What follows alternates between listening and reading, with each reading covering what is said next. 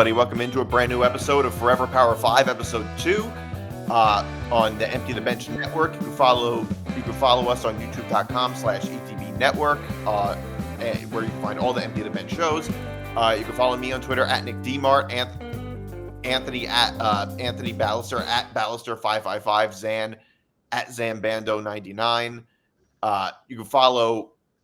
You can find all Empty the Bench shows on at etbpodcast.com. You can listen to Forever Power 5 wherever you get your podcasts, and you can follow us on Twitter, Facebook, Instagram, and TikTok at FP5ETB.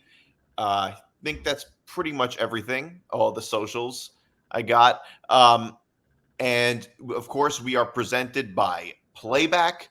Watching sports is more fun with others, but we spend too much of our time watching alone. Playback is a virtual space where communities can live stream sports together. Can stream live sports together with everyone perfectly synced up. Creators can hop on stage, deliver their own play-by-play analysis and commentary, and invite viewers up for Q&A.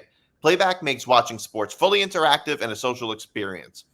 From playing fantasy sports, repping your favorite players and teams, and watching with the commentators and communities you care about. Win or lose, sports are best enjoyed together. Join our community by going to playback.tv/ETB Network to find out more, including our live stream schedule. All right. So, we're going to start. Of course, we have to talk a little bit about how I never thought I'd be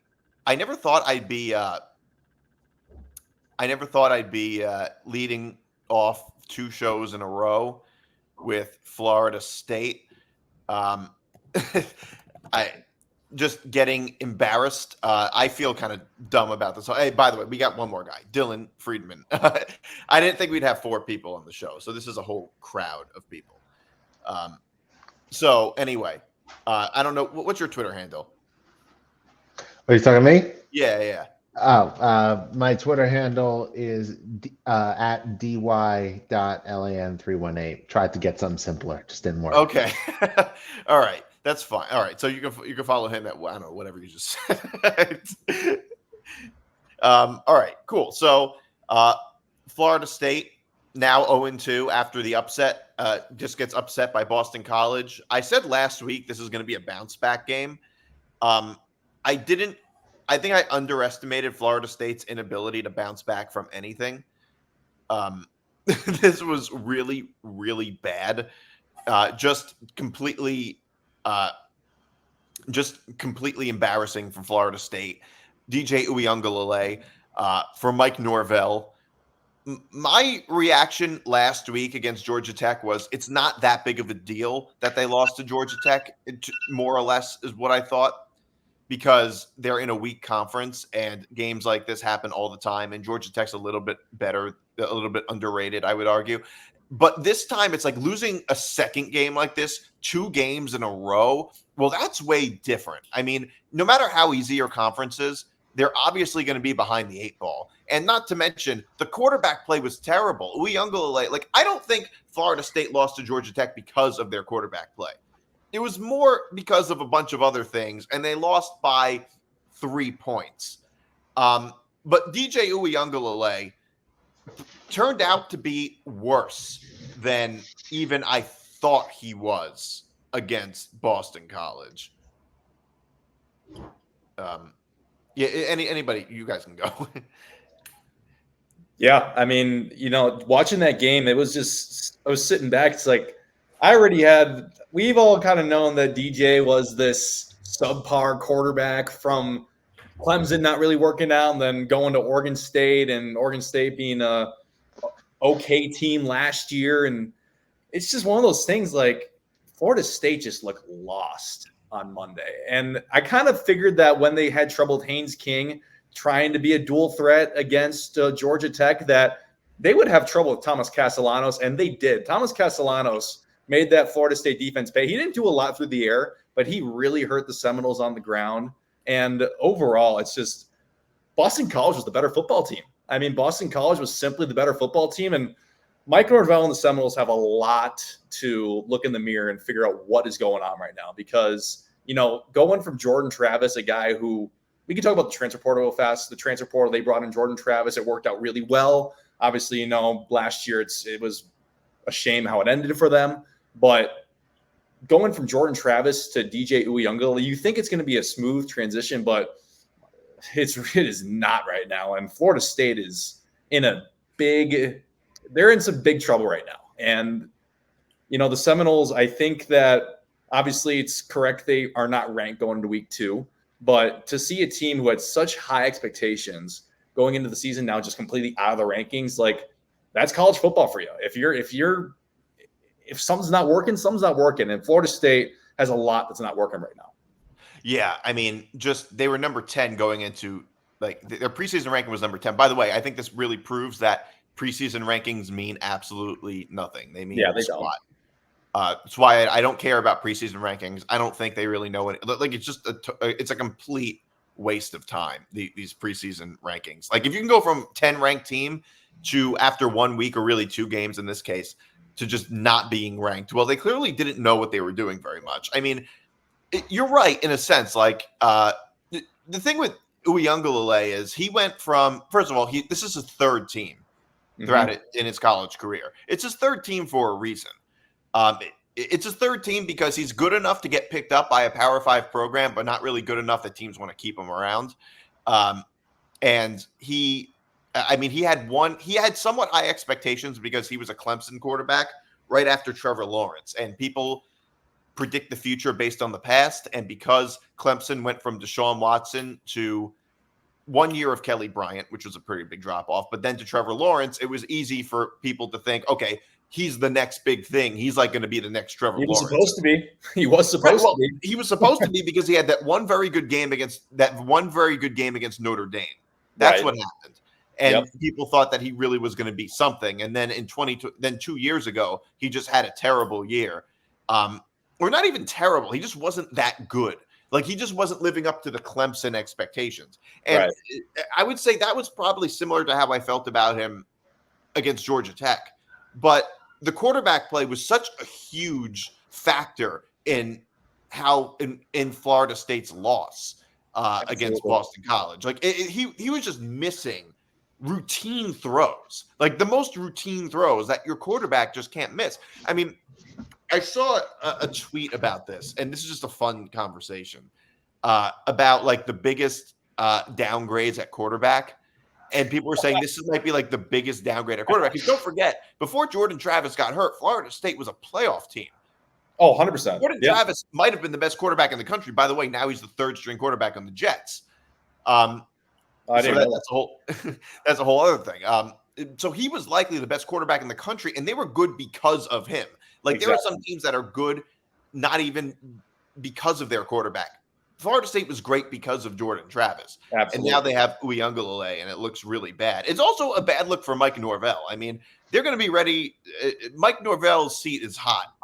This is his 5th season. They're going to be ready to run this guy out of town. If they can't make the playoffs, which it seems likely now that they likely won't, I think they're going to want to run him out of town. Florida State's a program with very high expectations, and they've had a lot of success in the ACC. I don't know, Dylan, did you have any reactions to this? Honestly, the biggest thing that stood out to me, and I think what sums it up the most, and in the calamity of all of Florida State's troubles, would have to be that meme or tweets or whatever that has been going around with the wide open touchdown, or the wide open receiver, pardon me, that was missed for that touchdown pass. I mean, I feel like that just kind of sums up everything you need to know right there. If you didn't watch the Florida State game, I feel like that kind of gives you the whole picture of just the comedy of errors that's going on over there in Tallahassee. And let's be honest, they really need to get their stuff together if they want to rebound for a playoff run. Yeah. I mean, well, this game, like I said, possible 2 losses too. Yeah, but like I don't think it matters as much. Like I'm not somebody who obsesses over how many losses a team has, but that's more like throughout the whole season. This is week 2, and they already lost to 2 teams that, like, you would think would be easy wins. Like nobody, like if you told me Florida State's going to go 0-2 against Georgia Tech and Boston College, I'd be like, no, you're crazy. There's no way that's going to happen.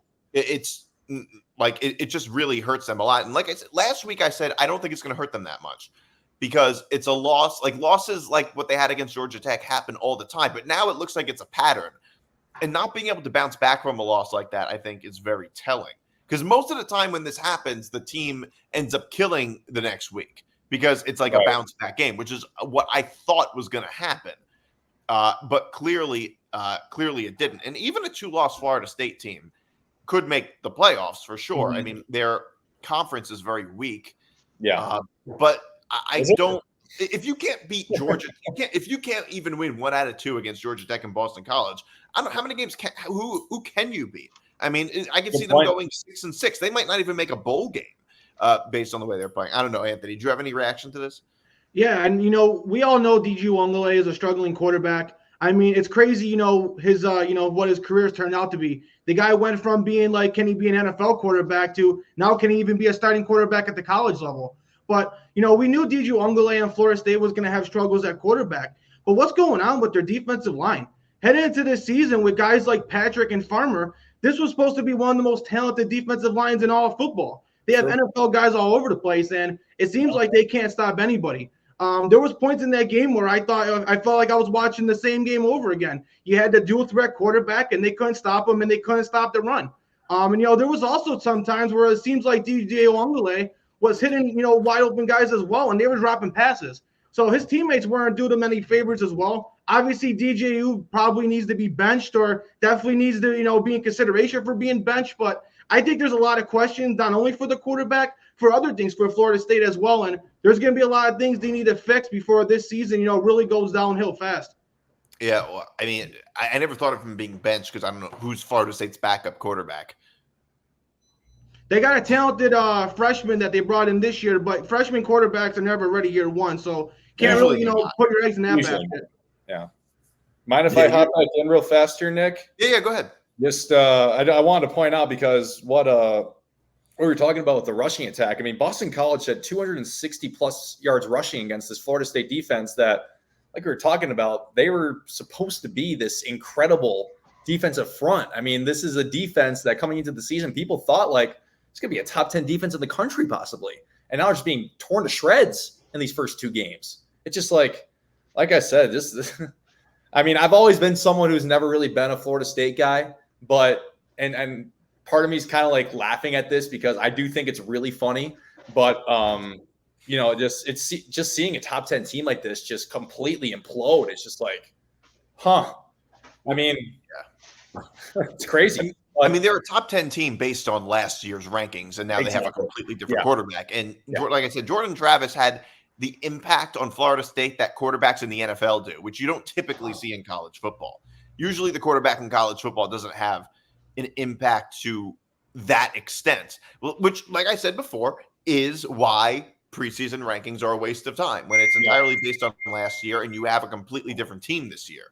It's just a different team, and you just can't quite have the same expectations year in, year out. I mean, Mike Norvell, like I said, his seat is very hot right now. He is definitely on the hot seat. They're going to be ready to run him out of town. This all comes back to him. If they're not a playoff, like I feel like I don't know what the odds are of Mike Norvell lasting another season. It's his 5th year. It's his 5th. Nick, one thing I want to add about that to your point. I know this is thinking too far ahead, but this is something Stephen A. Smith has said on ESPN a lot. What happens if this season does go, really bad? They do decide to move on from Mike Norvell. You got Deion Sanders at Colorado, a former player for Florida State. If he gets Colorado up to 7 wins, I mean, wouldn't Florida State love to bring Deion Sanders just for a marketing perspective to make him as the head coach of Florida State if this season does end up being so bad? Yeah, I think it depends on how good Deion Sanders is at Colorado this year. It certainly is possible that – I mean, look, it's obviously true that he took Colorado – Deion Sanders single-handedly made Colorado relevant. Mm-hmm. I mean, Colorado was so bad 2 years ago. They were kind of like what the Chicago White Sox are now of college football. That's basically what they were. They were like the laughing stock of college football. And Deion Sanders didn't just bring them to 4 – they went 4-8, which is not good, which doesn't sound very good, but they were close against a lot of ranked teams. Most games against ranked teams that Colorado had last year were 1-possession games, other than the game against Oregon when Oregon killed them. So the what Deion Sanders was able to do for Colorado was pretty incredible. But the obvious difference is the fact that like Deion Sanders' name makes him a better coach in some way when it comes to recruits. Recruits want to play for Deion Sanders, obviously. I don't know if Deion Sanders would ever be able to have the impact on Florida State that he had on Colorado, because Colorado is a much smaller school and is a lot less marketable just by the Colorado brand by itself, whereas they've become a lot more relevant, not just in college football, but culturally relevant in the sports world. When Deion Sanders took over, whereas that's not quite the same thing with Florida State, but that is an interesting point. And by the way, college football coaches, I mean, his son is probably going to declare for the draft at the end of the year. Travis Hunter is also probably going to declare for the draft. Yeah. And college football coaches are the least loyal people on earth.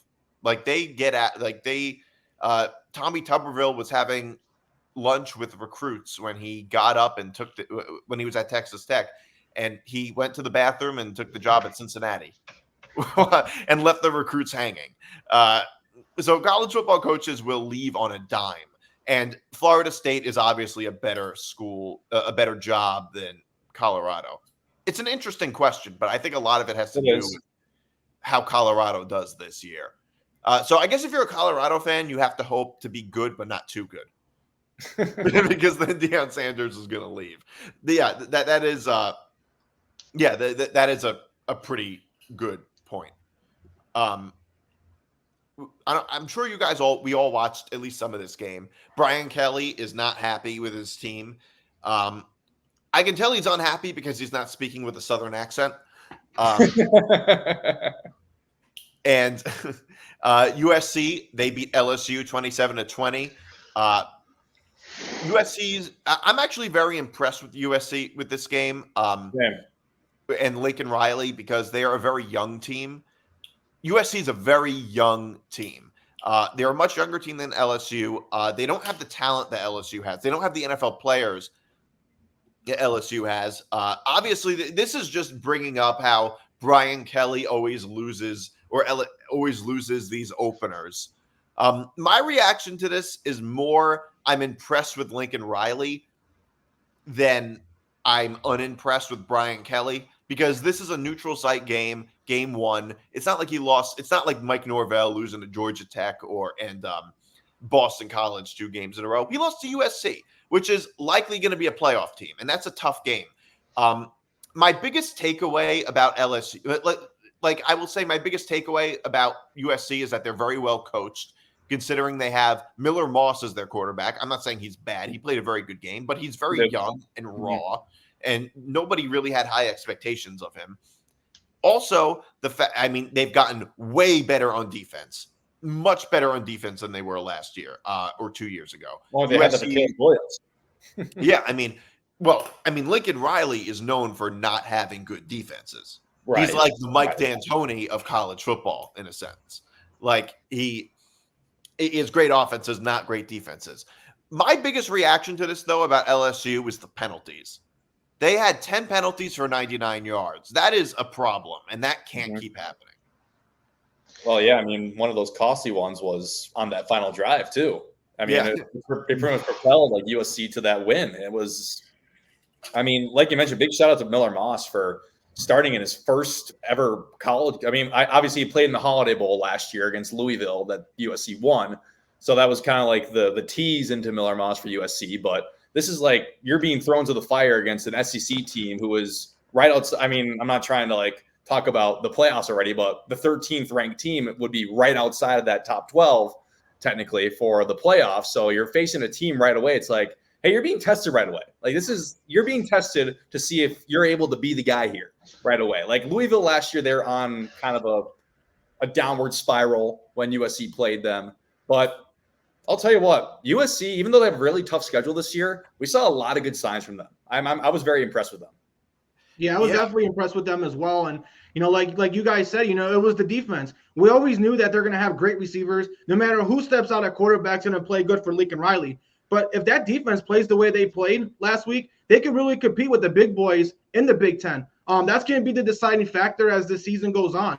But Nick, you did mention about Miller Moss being raw. Yeah, he doesn't have a lot of starts, but the guy's been in Lincoln Riley's system for quite some time now. And we see in this day and age with college football, a lot of these guys, when they don't play in their first and second year, they kind of hit the transfer portal. Millard Moss did something different. He knew he had a great coach to help him develop, and he took his time. He sat behind Caleb Williams, and now I think we're starting to see all that come to fruition. I'm really impressed with Millard Moss.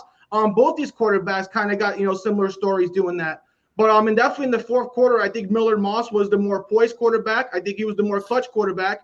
And at the end of the day, USC's defense just made slightly more plays. And it is a surprise, when's the last time you could say a Lincoln Riley USC team played better defensively in the fourth quarter than an LSU defensive team? So I'm definitely impressed with USC. I'm not really so disappointed in LSU. Like you said, Nick, I think it more, has to do with what, USC did than what LSU didn't do. Yeah, I mean, I think, like I said, I think the biggest takeaway with LSU was all the penalties. Like, they're just not a buttoned-up team. That's really. I mean, you said USC is a tough schedule. Kind of, I would say. I mean, I would say there's 3 games right now that they're not favored in: at Michigan, at home against Penn State, and at home against Notre Dame. Those are going to be their 3 toughest games. And if they go 9-3, there may be traps too. They have a couple of ones that could be traps too. Everybody does. I'm just saying, if every other game, I would say, is a trap game, pretty much. But I'd rather play a trap game than a tough game, because you're more likely to lose a tough game than you are to lose a trap game. But those 3 games, I would say, are the most notable: at Michigan, at home versus Penn State, and at home versus Notre Dame. Those are going to be the 3 toughest games. Those are the games so far that they're not favored in. And if they go 9-3, are they a playoff team? I don't know. Maybe. It's hard to say. This win this past week really helps that. So it does, but I would say, well, yes, I would say, because then they're more likely to go 9-3. Also, it's like LSU's a good team, so even if they end up having not so good of a season, I still think it would end up helping them on some level.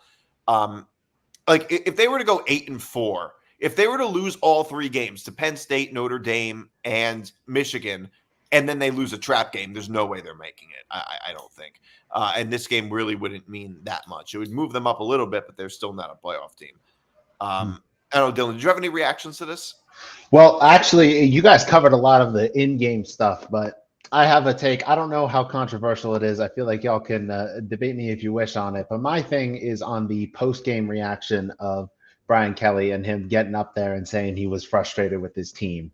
I feel that, I mean, this is just my opinion. I think that if you're in these sort of situations, you go for a tough loss, I wouldn't be trying to give the media that much and try and put my kids under pressure, right? Like, these kids have enough pressure as is. I'd want to keep things as in-house as possible. Like, there was way more consummate ways to answer those questions, in my opinion, than going out there and being like, I'm really frustrated that we lost and blah, blah, blah. And I'm really angry with my team. Like, I just think there was better ways to have phrased that. And I think there was better ways to have kept that in-house. And I don't know how that can affect them and going forward. Maybe those are the type of kids that it would light a fire under them and let them keep going, getting better and improving. But, that's not everybody. And I just think it's important to be conscientious of that. And I feel like that's something we haven't talked about yet.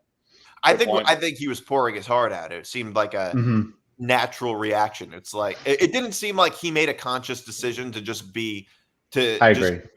To like say, I want to throw my kids under the bus. I think, and to be fair, he kind of threw himself under the bus too. He said, I need to do better. So I guess he wasn't just throwing his kids under the bus. And you guys got to remember, this is the 3rd straight year in a row where they had a huge out-of-conference game to start the season, and they lost. They lost the last 2 years against Florida State.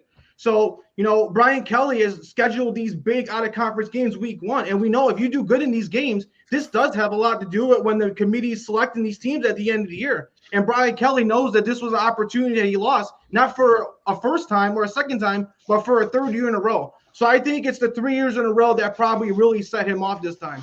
No, of course. Well, and I will say this, though. I will give him credit, and I've brought this up a lot in the past. Most teams don't do this. Like, most teams don't schedule tough games week 1. Tough non-conference games week 1. It's like, yeah, he's lost a bunch of them, but he's also like, he doesn't have to schedule these games. It's like a lot of teams probably would, but they just don't schedule them. Like, so, and I mean, losing to Florida State last year probably wasn't that big of a deal because of how good Florida State was.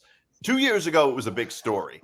And LSU actually ended up having a pretty good year 2 years ago. They had a good season until the very end, and they ended up losing to Texas A&M, and they kind of fell off again at the end. But they had a pretty good year. It was the year they beat Alabama 2 years ago. I mean, I'm looking at LSU's schedule right now. I mean, they do play Alabama at home. They play Ole Miss at home. Actually, LSU is slightly favored.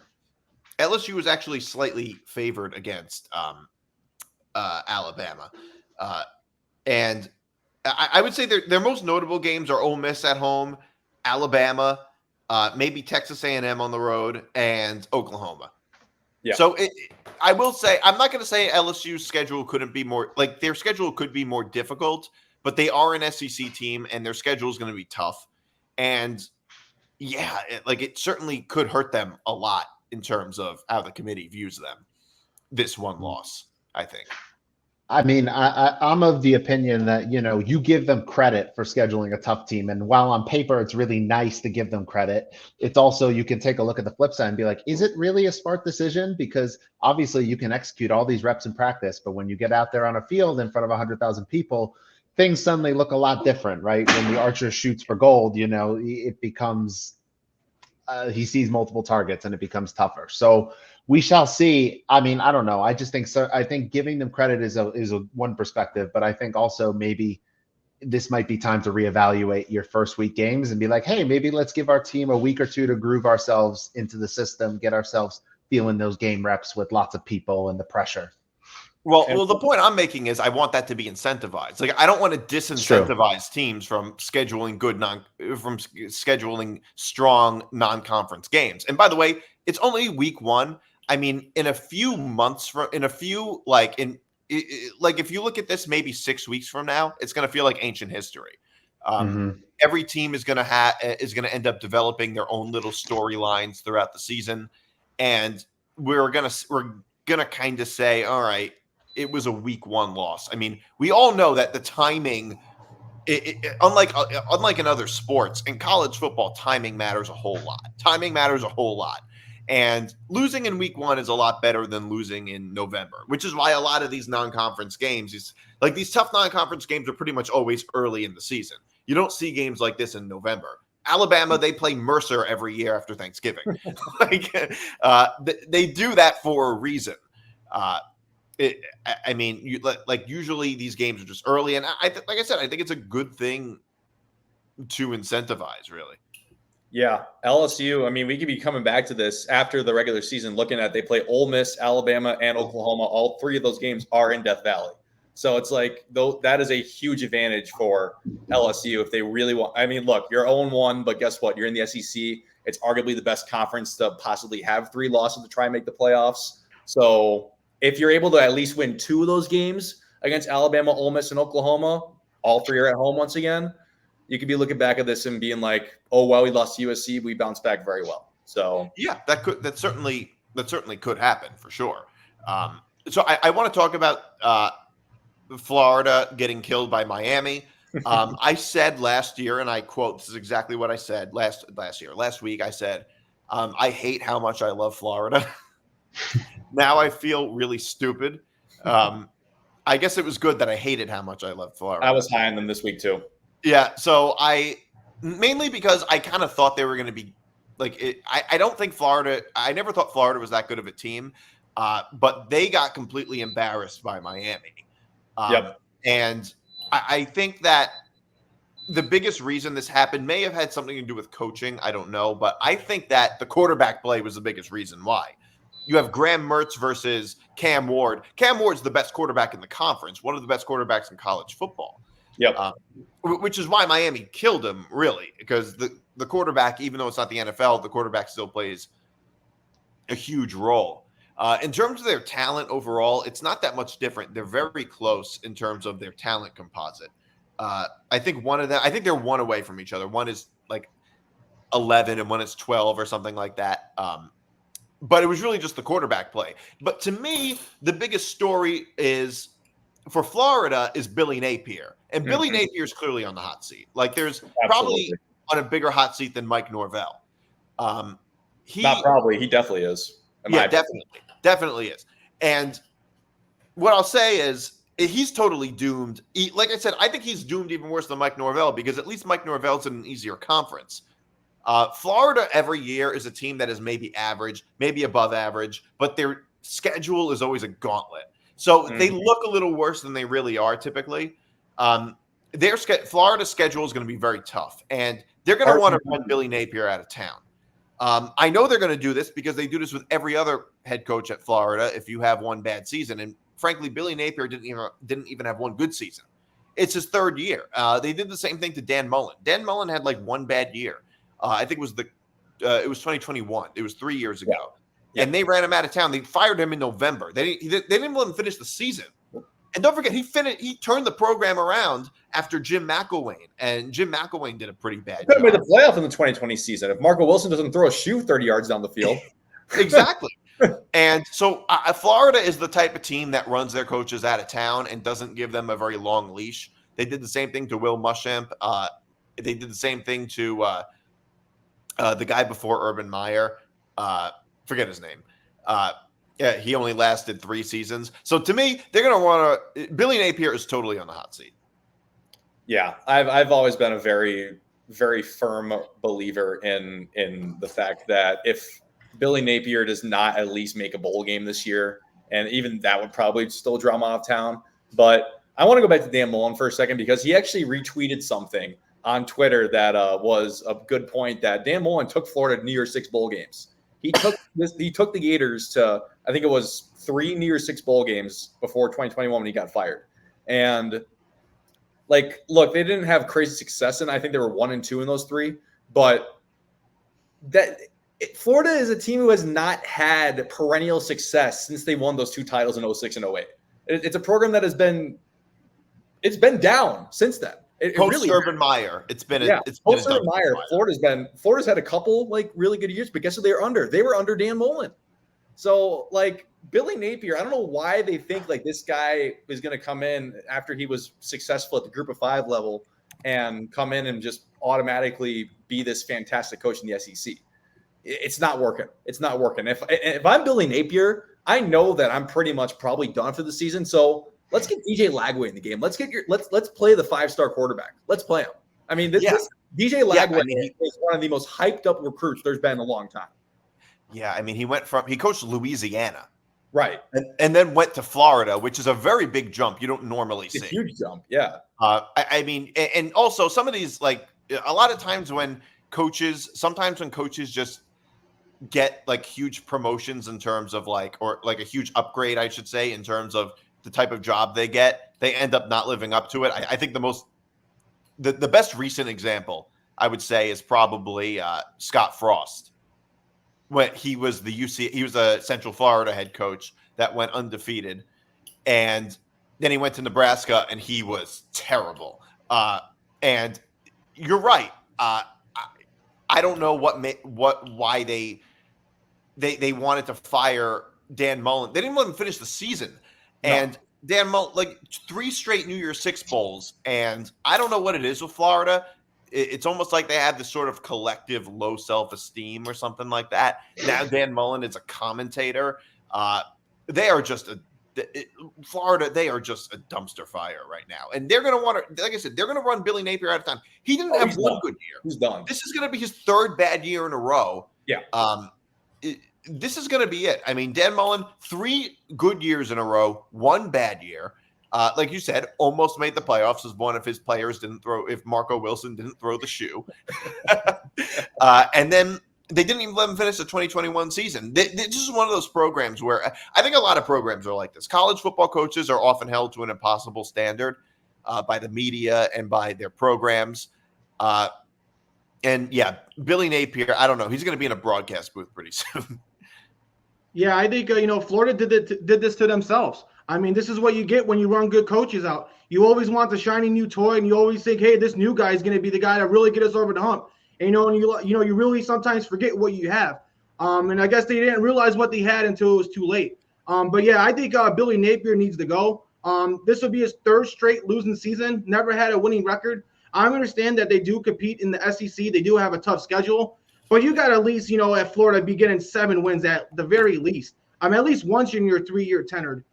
So yeah, I'm definitely out on Billy Napier. And Nick, I tried to warn you last week about, Cam Morton in Miami. I said that he was going to be on fire. I said he was great at Washington State. He was also good before that, incarnated word. He's been a very underrated quarterback. And I said, I think this is the year where he goes from being a good quarterback to a great quarterback. And they had no answers for him. We know Miami's got good receivers as well. We've seen Restrepo have a couple great plays as well. But, man, I agree. Florida probably should just mail on the season, even though it's tough to say that after week 1. But I don't think it's going to get any better with that schedule. It's unfortunate for Graham Mertz. I mean, it's unfair to him. But, for Florida, get DJ Lagway in there, talented guy. Let him have his growing pains so that when that new coach comes in next year, they can be full force and ready to go. Well, here's the thing. They're not going to do that. Like, you have to remember that we're looking at it from a different perspective. Their perspective is not, well, we can just lose every game from here on out. I mean, Billy Napier doesn't want that. He's a lot more likely to keep his job if they – I mean, even if he probably won't, his chances are still a lot better if they're at least competitive. Like, if they win – if they go – if Florida, like, goes 3-9 in the regular season – and doesn't make a bowl game, it looks a lot worse for Billy Napier and the whole coaching staff. I mean, even if Billy Napier gets fired and they go 7-5, well, at least he can say that he can say that they held their own a little bit with a tough schedule, and maybe he might get hired somewhere else in the future. So they're not going to do it. They're not going to view it that way. They're not just going to throw in the towel like that and completely just experiment too much. Like, I don't think there's any chance they're going to do that. You know what's really interesting too is that Florida always wins like one game they shouldn't. They always win one game they shouldn't. Yeah. Last year that was Tennessee at home. They shouldn't. They really shouldn't have probably won that game last year, in my opinion. But they somehow did. And I mean, I know Tennessee wasn't like they were phenomenal by any means, but they were still a very high quality team. But Florida always wins one game that they definitely shouldn't win each year. 2 years ago, it was Utah on the road. Yes, it was Utah at home. Yeah, it was the open. I'm sorry, at home. It was Utah. Yeah, it was 2 years ago to open the season. Oh, Anthony Richardson. That was the Anthony Richardson game. So yeah, I mean, like it was Anthony Richardson won that game for them. Yes. But I really do wonder. Like, I mean, I don't really know who it's going to be this year. I'm looking at the LSU game possibly in November when they host LSU. That could be one of those games that like probably shouldn't win this one, but they might. I don't know. But yeah, and a few years ago they also came pretty close. Actually, I think Florida had one of their better years 2 years ago, I would say, and even that wasn't a good year at all. No. But it was one of their better years, I would say. I don't know, Dylan, do you have any reaction to this? Honestly, the thing that I was looking at, as I said, I was thinking more putting this behind and looking ahead. I saw AP News just kind of put out a thing while we were sitting here talking at how they're officially saying DJ Lagway is going to get the nod for next week because of concussion issues with their current starting quarterback. And I just think, with him starting and they're going to be down 4 defensive starters, at least that's what the article said. So I just think it's going to be very, very interesting to see how they rebound. Like, yes, they're playing Samford, and obviously that's not the same level or quality of team or anywhere close. But it's if you're losing 4 starters on defense and you have a freshman quarterback coming in, it's not necessarily going to be the easiest walk in the park by any means. Yeah, well, that's for sure. I mean, the other thing I was going to bring up is Georgia Southern 2.0.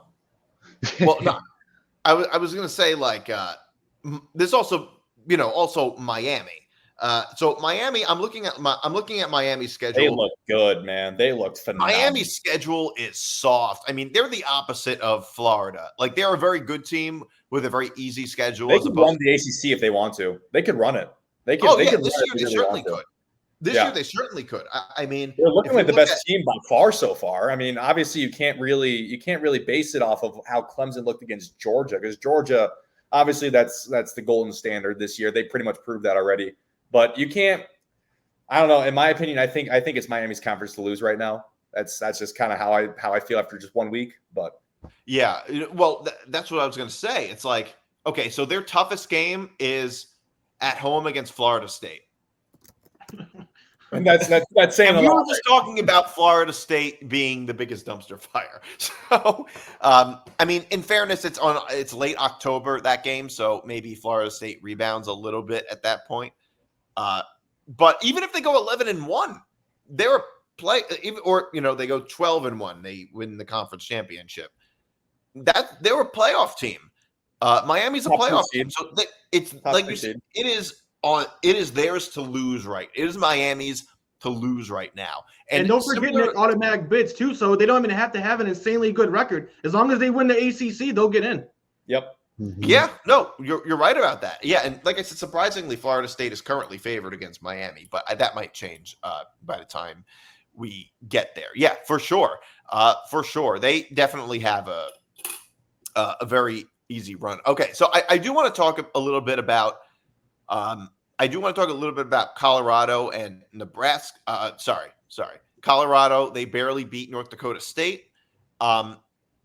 I think that at the end of this game, there was terrible clock mismanagement by Deion Sanders.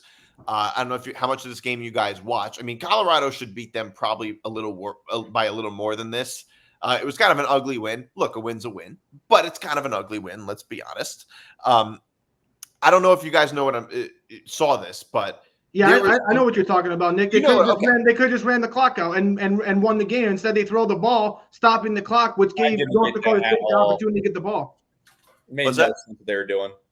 Yeah, what they were doing made no sense at all. They basically, in case for people who don't know, there was 1:41 left. They go into the shotgun form. They pass. It's first down, by the way. First down, 1:41 left. You run the ball there, obviously. If you run the ball, you run the clock out. That's basically, like, if they run the ball 4 times, like, I don't know how much of a chance North Dakota State has at all.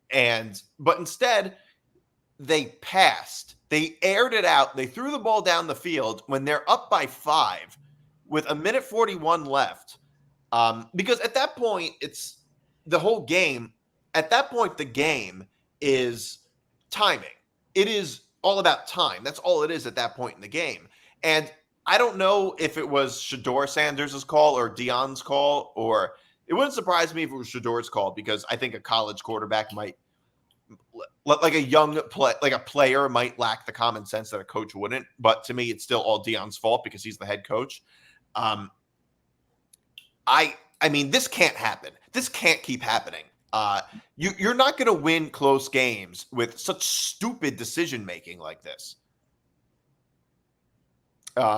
So it's like, obviously there has to be a bit of a cause for concern for Colorado. Normally I wouldn't talk about a game like this, most likely, but this just has to be brought up. Well, I mean, you're also facing a team that, yeah, they're in the FCS, but they're pretty much the top standard in the FCS. They have won FCS title after FCS title after FCS title. I mean, it's either them, Montana State, or South Dakota State every year, it feels like. So, one of those 4 teams are playing each other in the championship game. So this is not a team you could just go in and think you're going to beat by any means. And at times, it looked like Colorado thought they were just going to go in and win that game. Like, it looked like, to me, with how they're mismanaging the clock at the end of it, like, oh, whatever, we're playing North Dakota State, we can pass it and get a first down to ice the game. Not exactly. It's a very good football team. North Dakota State is a very good football team. They're going to win 10 games this year. They always do. It's a team that, I guess, it's tougher to schedule them. I mean, we saw North Dakota State did a couple of years ago. They went into Kinnick Stadium, beat Iowa to start the year. I mean, that was a very big upset. So it kind of had that slimmer beat to it. And guess what happened? North Dakota State got all the way down the field, just couldn't punch it in to win the game. Like that, Colorado, it almost seemed like they wanted the Bison to try and have a chance to win it. It was weird. It was really odd. Yeah, really, just common sense stuff. Like, these are just common sense stuff when it's like, it's not as bad as the Mario Cristobal not kneeling. That was unbelievable. I don't know. That was the worst I've ever seen. I couldn't actually believe I was watching when that happened. This to me is maybe a step below that. It is like a step below that to me, I think. Well, they still ended up winning the game in hindsight, but yeah. They won the game. It's not going to hurt them in the future, but that's not the point I'm making. The point I'm making is, like, this can't continue. Because they're going to be in a lot of one-possession games. They're going to be in a lot of close games. Yeah. And that could be the difference between, like, a 4-win season and an 8-win season, which affects everything, I would say, for Deion Sanders and for Colorado. And Travis Hunter, he played 136 snaps of 140. I understand Travis Hunter's that was unbelievable. The one touchdown catch where they reached his arms around the defender to grab that was absurd. But I couldn't believe he pulled that one off. But like, how can you play Travis Hunter almost every snap? Because they have no choice. They have no depth behind them. They have to play him every snap for them to have a prayer in every game. I mean, if they have no choice, then that's obviously a big problem for Colorado. What position does he play in the NFL? I do wonder that, because he can definitely play either side. I think probably more so receiver in the NFL, but that's a different conversation for a different time. Yeah, I don't know. I don't know, Dylan, do you have any reaction to this? Honestly, for me, similar thing. It was Sanders' indifference to the media when asked about this. He was almost more on the side of, well, like, I think the quote was, you could take what they'll give you. Like, you just take what they give you sometimes. Sometimes you do it this way, and sometimes you do it that way. And it's like, what does that even mean? That's what I'm saying. It's like, I don't know what that means. I don't know if any of you three guys know what that means. And I'm just sitting here looking confused as Deion's trying to spin another narrative. So I don't know.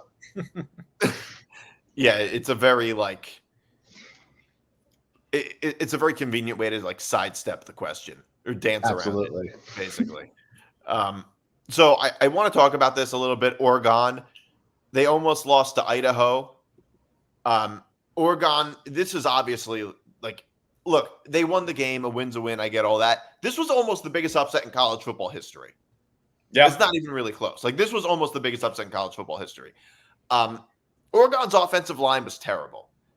Dylan Gabriel was sacked 3 times in the game. Last year, Oregon gave up 5 sacks all season. So, and this is against Idaho. This is not against Georgia. This is against Idaho. They rushed for less than 3 yards per carry. This is a huge cause for concern for Oregon. This is just a disaster.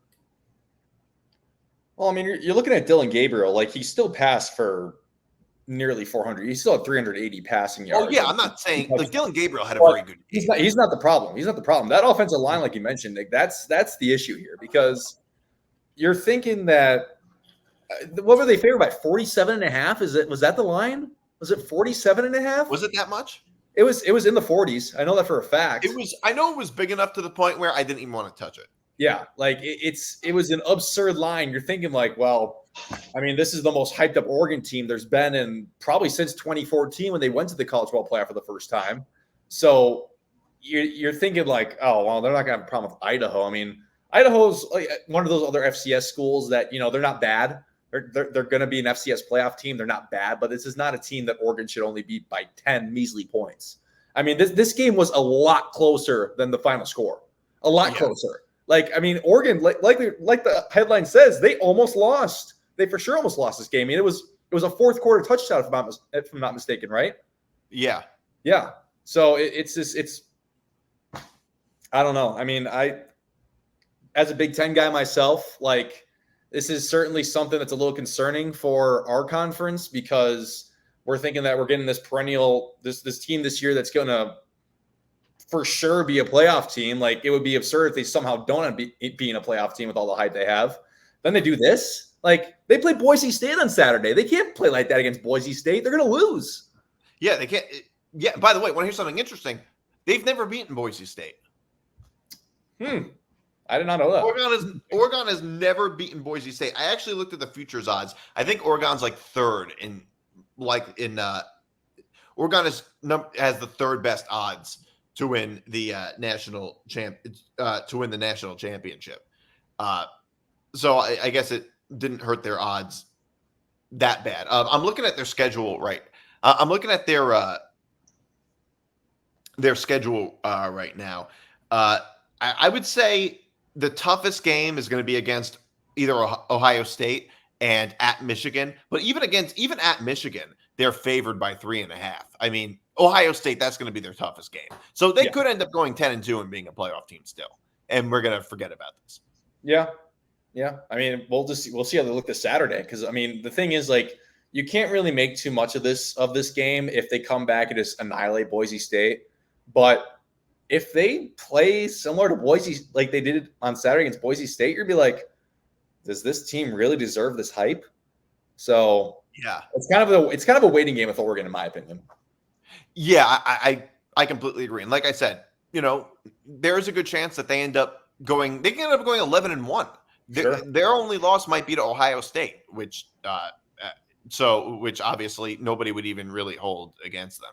No. I don't know if you guys watched this game or not, but Well, I mean, the one thing that I saw is when you guys touched on the offensive line, something that I just read here that I found interesting is from their right tackle, Johnny Cornelius. Apparently, he was a projected All-American blocker, and he didn't give up a single sack in 2023. And apparently, at least from what I saw, he didn't have the greatest game in the world. So, when you have holes like that, and granted, I know they were missing one or two people from the offensive line, supposedly, at least if from the quick reading online. But, I just think it's like you guys touched on. I think that's unexcusable. I don't think, I think it's stuff that has to be cleaned up. It has to get better, certainly against Boise State, as you mentioned, which could be very scary for them. Yeah. Yeah, I mean, right now I'm not really too concerned. Yeah, go ahead. No, I was just saying right now I'm not really too concerned. I don't usually take too much from these games in week 1. Now, if it does happen again for a week 2, then I'll be, definitely concerned. But we see a lot of these top teams that sometimes they do look a little flat in that first game. You got to remember, college teams don't have preseason, so they don't have a lot of time to really get game reps against other teams. We even seen Ohio State struggle a little bit with Akron, and we all know Ohio State's way better than Akron. So I think this is just common for a lot of teams across the country. But if it happens 2 weeks in a row, then I'll be concerned. Yeah, well, I would say, look, I'm concerned either way. I'm concerned either way because they can't just keep playing like this. Like I said before, the good news is their schedule is relatively favorable for a Big Ten team. But I do want to point out that this is not going to be any easy game against Boise State. I mean, you guys saw what the – I mean, I'm going to pull up the stat line right now just so I can remember it because it is just such an absurd stat line. But their running back went for 267 yards against Georgia Southern. I mean, it's absurd. Like, he averaged 13.4 yards per carry. So with how – I mean, obviously, the defense only held Idaho to 14 points, but – this is going to be a Boise State team that's going to come in wanting to pull off a major upset. And Oregon's got to be ready for it. They got to be ready because this Boise State team won a shootout against Georgia Southern last week, 56-45. So this is going to be very interesting. This is going to be the true test to see if Oregon's living up to the hype or not. Yeah, they're playing at 10 o'clock or 8 o'clock. Do you know? It's 10 o'clock Eastern 10 time. o'clock. All right, so I'll be able to watch a lot of it. Actually, I think it's on Peacock. Is it not on Peacock? It is a Peacock. It is on Peacock. Actually, I think I have Peacock, so I'm okay. Big Ten after dark, anyone? Yeah. I want to get into some picks for this upcoming week. Texas at Michigan. I'm sorry, I wrote that wrong. Texas. Let me fix that. Hold on. Texas at Michigan. Michigan's getting 7.5, over under 44.5. I don't know if I'm going to touch the over under. I like Texas this game. Texas is much, much better than Michigan, just talent wise in every possible way. Michigan probably has a little, they lost Harbaugh and probably has a little bit of a championship hangover, for lack of a better term. I like Texas a lot. They have a much, much better offense. This is the best Texas team we've seen since maybe 15 years, since 2009 probably. I like Texas a lot more than Michigan. They're a much faster team. They have an elite offense.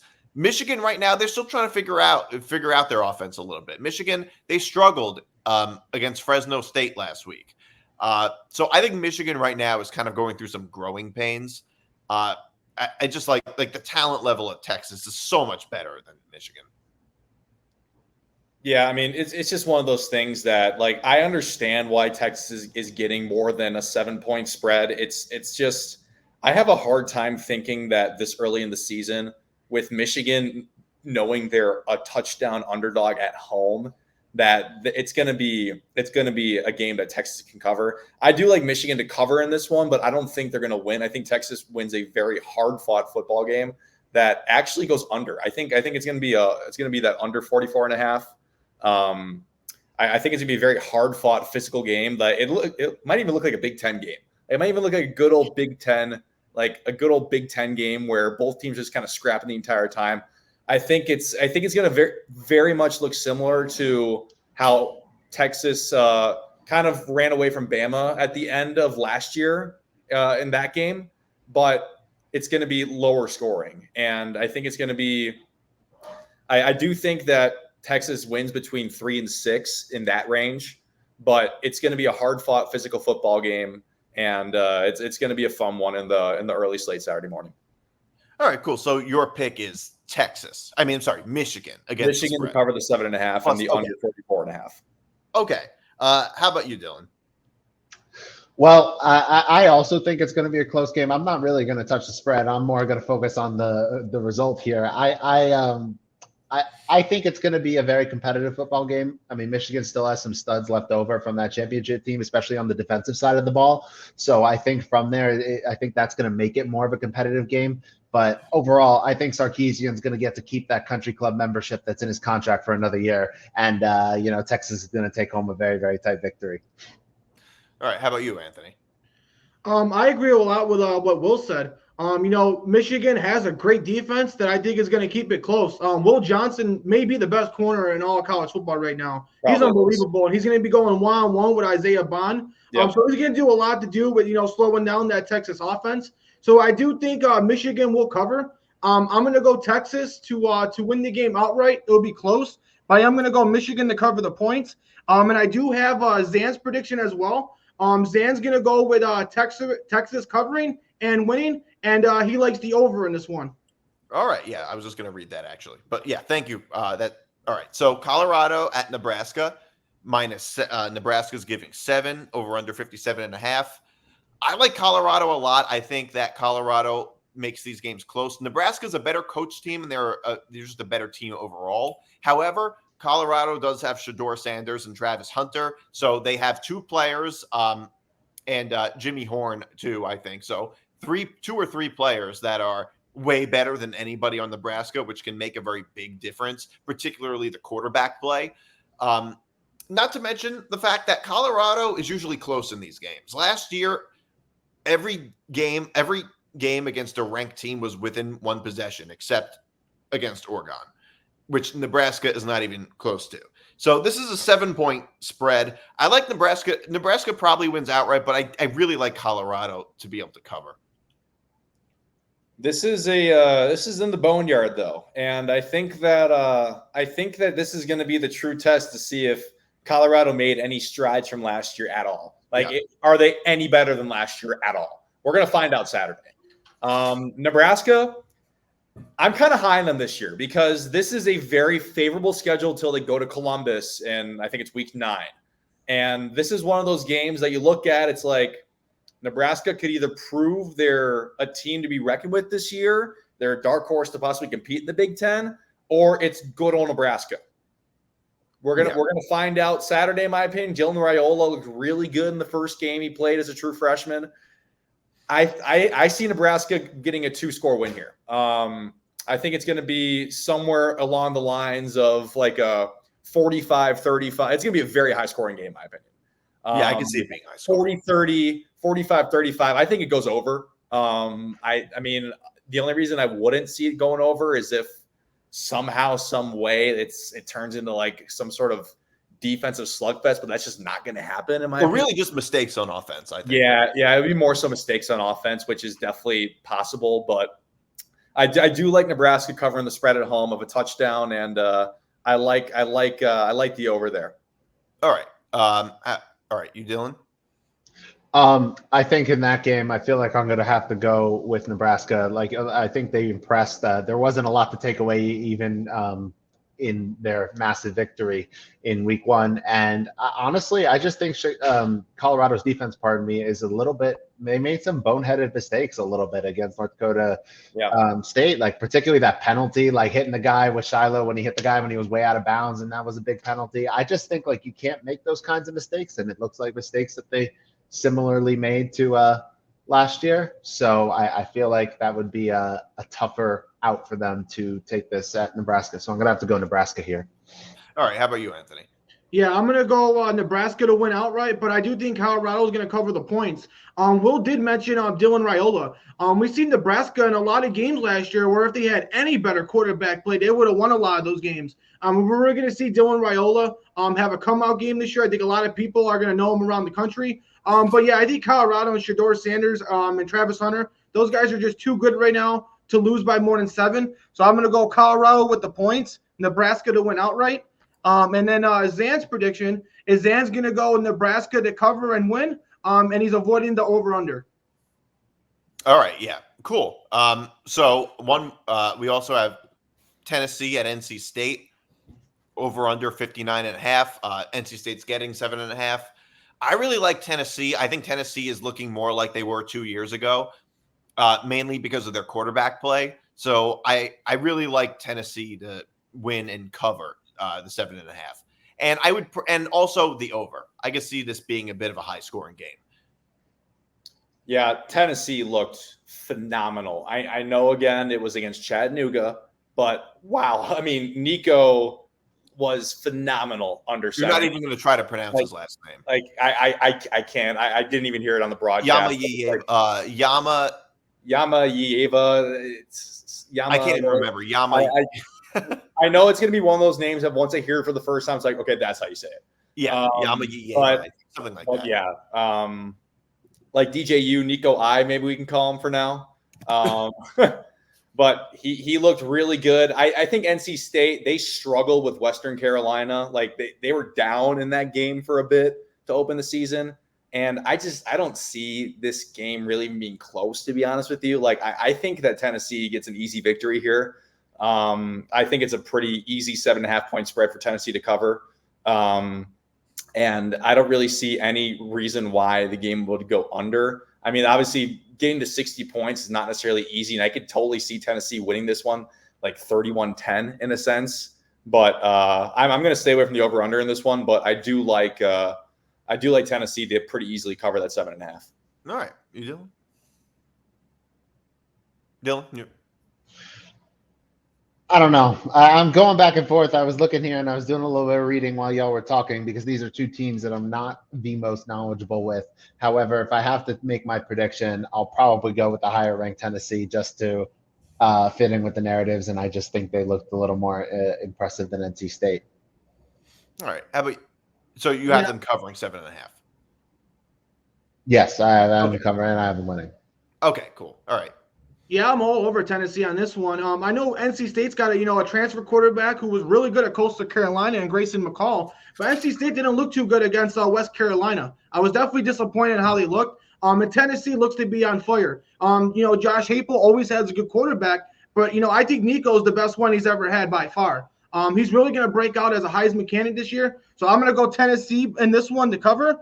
And then Zan's going to go with Tennessee to cover. And no over under. All right.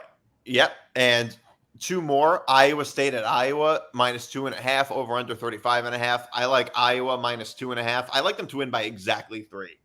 I like them to win 3-0.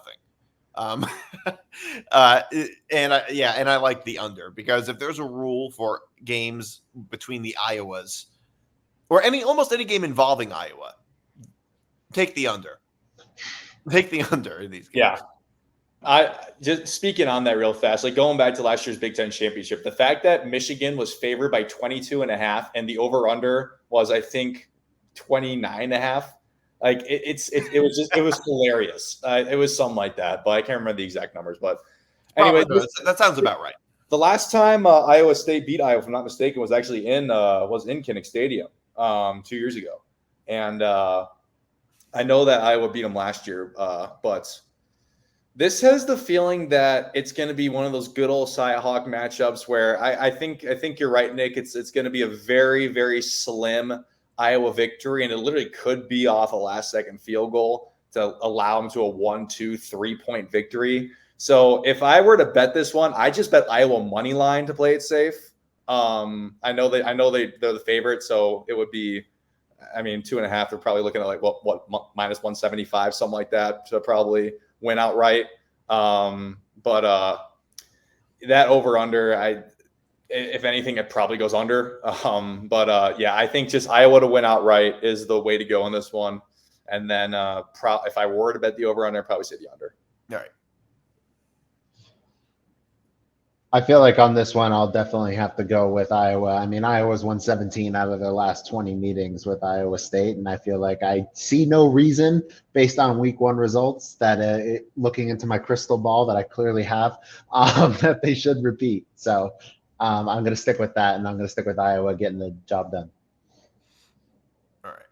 I'm going to go different than everybody. I'm actually going to go Iowa State in this one. I like Iowa State. I think they got a lot of good young players. They returned a lot of players back from last season. They were a super, super young, inexperienced team last year. I think they're going to be much improved this year. Obviously, we can never trust Iowa and their offense. I don't like Cade McNamara at all, but Iowa's never had a great quarterback, and they're never known for their offense. But I think Iowa State is talented enough to get this win. So I'm going to go Iowa State to win this game outright. And then Zain in this one is going to go Iowa to win and cover, and he actually likes the over. Yeah. All right. So, and one last game, Kansas at Illinois. Kansas is giving 6.5. Actually, it might even be lower now. It might even be lower now. It might even be like 5.5 on DraftKings. Yeah, 5.5. Yeah. Okay. I'll fix that. Illinois is getting 5.5. I like Kansas. I like Kansas's offense. I like Jalen Daniels. I'm a little less confident about this game, but I really am leaning. I like Kansas to win by like a touchdown. So I am a recent graduate of the University of Illinois. So ILL to all my Illinois listeners out there. I'll try to keep this pick as objective as possible, though. Both teams looked very, very good against FCS opponents last week. And Illinois put together one of the most solid 4 quarters of football that I've probably seen in a long time. Kansas also looked very good against Lindenwood. So 2 teams who are 1-0 had very good performances. Last year, Illinois went into Lawrence, and Kansas was able to breeze by them. It wasn't really even that close. This is going to be the first sellout at Illinois Memorial Stadium since 2016. And I think that the crowd is going to be very active on Saturday. It's a night game, so it's going to be a very good environment there in Champaign on Saturday. Wish I could be there because I never saw a sellout in my time with Illinois. But I think this is going to be a very close football game. It's going to be a track meet. It's going to be a track meet for sure. I could see a 38-34, 37-33, like something along those lines. And part of me, like, I want to pick Illinois to win this one so badly, but this just feels like one of those games that Kansas is going to have the ball late. They're going to go down and score. Illinois might even have the lead late. Like, it's going to be Kansas is going to go down. They're going to score on the final drive. Illinois might get the ball back, but they're just not going to be able to do it. So I'm going to have Illinois covering here, and I'm going to take the over. All right. But I think Kansas wins outright. All right. Okay. But you like Illinois. Yes. I feel like when I look at this game, it's like Will touched on. Both teams looked really good and really solid and kind of did what they had to do in week 1. I'll say that with in quotes. But if I had to go with a pick, I feel like I'm going to go Kansas just because I think they looked a little bit more solid, and I feel like that at a certain point, having that ranking next to your name, even if it is number 19, it's a little bit outside. I feel like that kind of gives you an ever so slight edge, maybe in terms of confidence, mentality, who knows. So I feel like I'm going to take Kansas to win, and I'm not really going to touch the spread there. All right. Yeah, I'm going to go Kansas, and I'm going to go Kansas as the cover. I don't like Illinois quarterback. I don't like Luke Altmaier. I never really trusted him in his whole career. And I definitely think he's the guy that's going to struggle. And you got to remember, Kansas has a really good cornerback duo with Bryant and Dotson. And I think that's a recipe for disaster against Illinois quarterback. So I'm going to go Kansas to win, and I'm going to go Kansas to cover. And Zan is going to go Illinois to cover, but lose by 3. We also mentioned that this game is sold out. And it was official yesterday, and it's the first sellout since 2016. Yeah, wow. So, all right. I just want to do one more thing. This is a segment called Unnecessary Wagers that I'm bringing back when I make a wager that's unnecessary. So it's very aptly named. So here is my unnecessary wager of the week. Whoops. Well, all right. I'll hold on. My bad. I'll just read it. Hold on. All right. So my unnecessary wager is Texas money line, Utah minus 14.5, Auburn minus 13 versus Cal, and Boise State plus 20. It's 10 to win like $95.